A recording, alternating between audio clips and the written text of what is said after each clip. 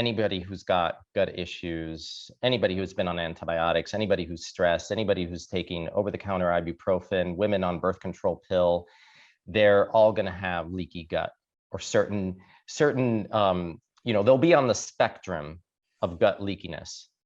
And when you've got leaky gut, they've actually shown in studies that bacteria and bacterial DNA gets into your bloodstream.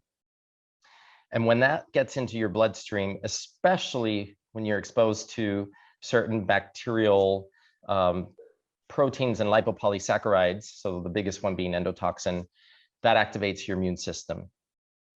And it's almost like having a mild flu. You don't feel sick, you're not sick enough to feel like you've got a cold, but you're activating the immune system enough that it's going to cause your brain to kind of shut down.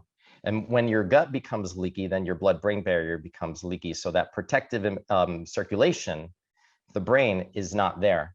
Mm-hmm. So things can get through. Lipopolysaccharide is fat soluble, so it can get through that blood-brain barrier anyway.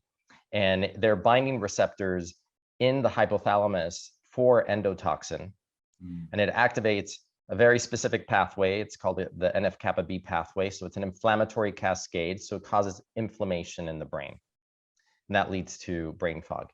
Now, for me, so on those days, specifically the worst days for me were when I went and had a sandwich, or I went and had a slice of pizza as my lunch. And a couple of hours later, I could barely keep my eyes open. Well, we know that gluten metabolizes into a whole series of metabolites. And some of them actually become morphine-like substances called gluteomorphins. There's also gluteinins, and those are neurotoxic. So they're having an effect on your brain as well. It's making you feel like you've got to go to sleep.